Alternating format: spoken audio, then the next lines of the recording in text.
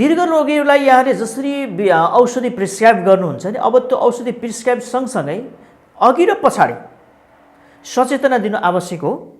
पक्कै पनि हो। हामी एज अ फिजिसियन हामीले काम गर्दाखेरि हाम्रो ध्यान कतिको के हुन्छ भने प्रिस्क्रिप्सन लेख्ने र औषधि लेख्नेमा बढी ध्यान जान्छ।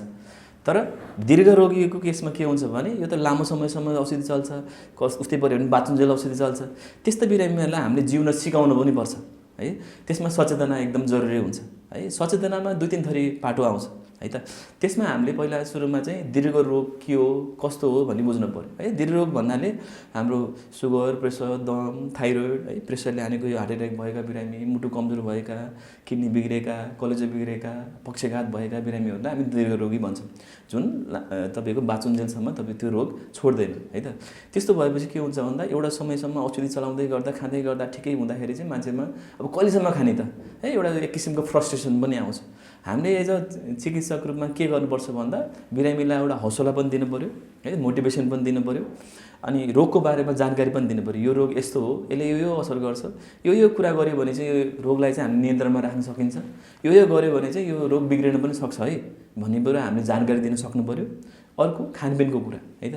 खानपिनको कुरामा के खाँदाखेरि यो रोगले राम्रो गर्छ, के खाँदाखेरि यो रोग बिग्रिन्छ भन्ने कुराहरू हामीले जानकारी दियौँ भने बिरामी पनि त्यो सम्बन्धीमा सचेत भएर आफू पनि आफ्नो लाइफस्टाइल चेन्जेसहरू पनि गर्न सक्नुहुन्छ है। त्यही भएर दीर्घरोगीको केसमा म भन्छु, फेरि पनि भन्छु, प्रिस्क्रिप्सन भन्दा पनि हामीले रोगसँग जिउन सिकाउने हो है। त्यसको पाटो एकदम बेग्लै हुन्छ। डाक्टर साहब, यो इन्ट्रेस्टिङ विषय जस्तो लाग्छ, यहाँबाट जानौँ।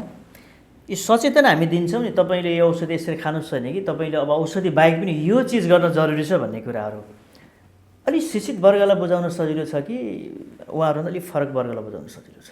यो दुईटैको बाटो हुन्छ है। अब ओपिडी सेटिङमा हेर्दाखेरि के हुन्छ भन्दा बरु नबुझेको मान्छेहरूले चाहिँ ध्यान दिएर सुन्ने, तपाईँको चाहिँ हामीले भनेको कुराहरू एकदम सब लागू गर्ने र नियमित तपाईँको फलोअपमा आउने। जस्तो दीर्घ रोगमा त फलोअप इम्पोर्टेन्ट हुन्छ। 3 महिना 6 महिना 3 महिना 6 महिनामा हामीले जुन बोलाएको हुन्छ त्यसमा एकदम रेगुलर पङ्क्चुअली आउने हुन्छ नबुझेको मान्छेमा, किनकि डक्टरले भनेको सुनेको पनि हुन्छ। यसमा अरू फ्याक्टरहरू धेरै हाबी हुँदैन।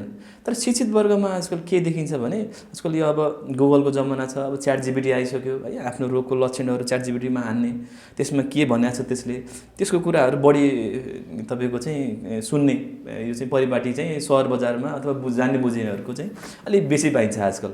तर त्यो पनि गलत चाहिँ भन्दिनँ म, तर त्यहाँ इन्फर्मेसन सबै राम्रो हुन्छ भन्ने छैन।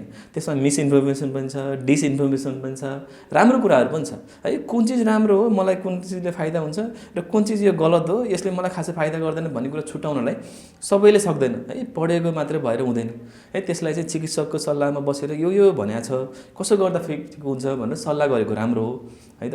दुईटैको फाइदा बेफाइदा छ, तर गाउँकोले चाहिँ बढी सुन्छन् है, त्यो चाहिँ पक्कै हो।